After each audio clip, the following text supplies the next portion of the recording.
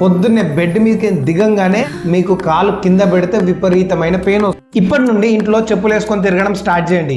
ఎందుకో ఈ video last వరకు చూడండి. ఈ మధ్య కాలంలో ప్లాంటర్ ఫెసిలిటీస్ అనే కండిషన్ విపరీతంగా పెరిగిపోయింది.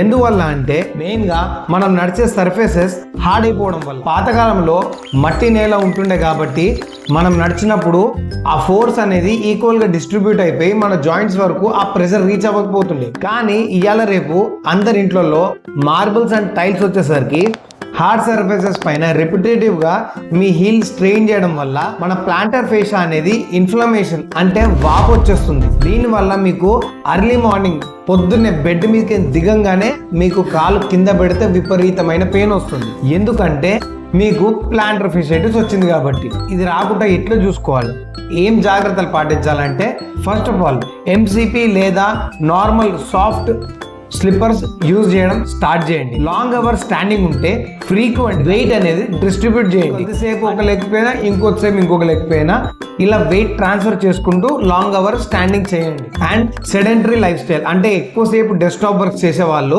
మీరు ఫ్రీక్వెంట్ గా యాంకిల్ పంప్స్ చేస్తూ ఉండండి. బికాస్ ఇది మీ కాఫ్ మజిల్ ని టైట్ కాకుండా ఆపుతుంది. ఒకవేళ కాఫ్ టైట్ అయింది అనుకోండి, ఆ ప్రెషర్ డైరెక్ట్ గా మీకు మీ ప్లాంటర్ ఫేషియా పైన పడుతుంది. సో అందుకే చెప్తున్నా, ఇవాళ నుంచి అందరూ ఇంట్లో చెప్పులు వేసుకొని తిరగండి, డైరెక్ట్ సర్ఫేసెస్ పైన నడవకండి. అండ్ ఈ వీడియోని మీకు హీల్ పెయిన్ ప్లాంటర్ ఫెసిలిటీస్ ఉంది అన్న వాళ్ళకి ఈ వీడియోని షేర్ చేయండి. అండ్ ఇలాంటి ఆథెంటిక్ ఇన్ఫర్మేషన్ కోసం మన పేజ్ని ఫాలో అవ్వండి.